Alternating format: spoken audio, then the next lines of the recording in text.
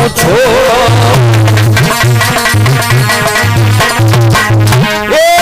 चल गए तीनों प्राणी अपनी छोड़ चले।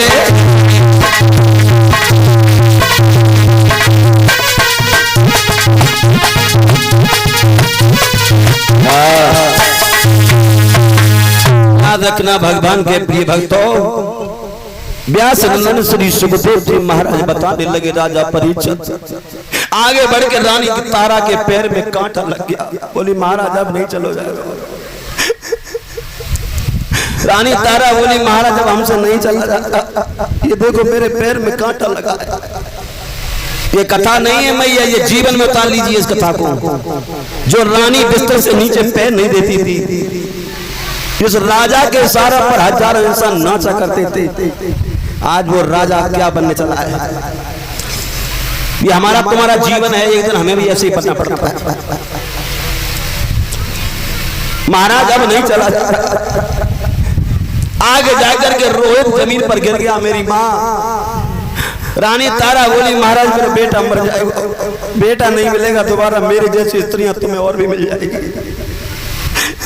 महाराज मेरा बेटा प्यास में मर रहा है।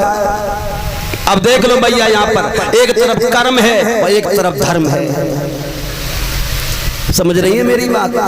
कर्म कौन है? बेटा। और धर्म कौन है? पति। आप किसको बचाओगे ऐसी स्थिति में? धर्म। हमें धर्म बचाएंगे। घबराना मत, वही रानी होगी वही राजा होगा, वही राजा वही रानी होगी। राजा हरिश्चंद्र बोले रानी अब मेरी इज्जत तुम्हारे हाथ में है, पति की इज्जत आपके ही हाथ में है मैया, सास ससुर की इज्जत आपके ही हाथ में है। चाहो तो छान दो, चाहो तो पल्लू में ढक लो। ये मैं नहीं कह रहा, विद्वान कहते हैं। नहीं नौरंगी है पर नौरंगी नहीं सौरंगी है, जो ढके तो सब कुल को ढक ले वरना नंगी की।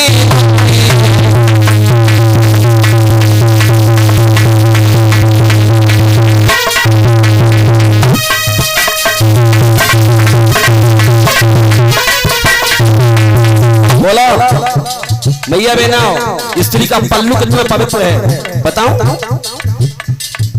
कितना पवित्र होता है। दामाद आ गए घर में, दामाद पल्लू से पैर छुले,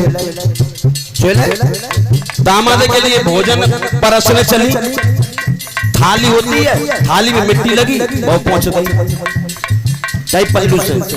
थोड़ी देर के बाद बल्ले कादे को बालक की नाक में मोमबत्ती की भड़कतनी चल रही और बहुत पल्लू, फिर भी ये पवित्र है।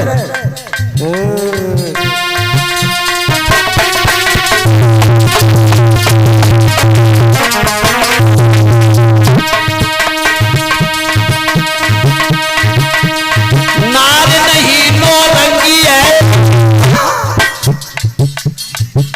नौरंगी नहीं वो सौरंगी है, जो ढके तो सबको ढक ले,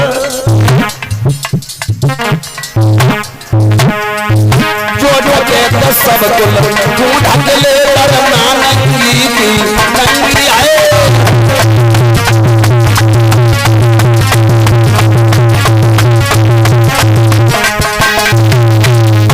ये पर्चा हमारे पास में आया है और इसमें लिखा है दफेदार भैया 50 रुपए दे रहे हैं।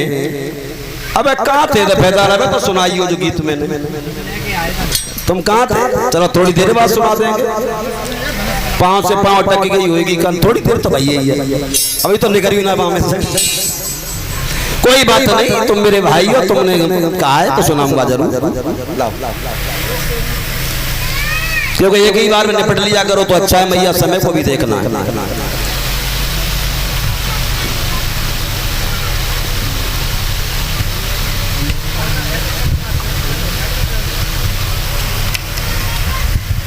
राजा हरिश्चंद्र कहने लगे रानी अब मेरी इज्जत तुम्हारे हाथ में है, तुम चाहो तो अभी धर्म मेरा नष्ट कर दो, तुम चाहो तो बना लो। प्रिया चरित्रम पुरुषस्य भाग्यम देवो कुतो जनत्वा, ये मैं नहीं कह रहा, विद्वान कह रहे हैं। स्त्री का चरित्र और पुरुष का भाग्य ये देवताओं ने नहीं जाना।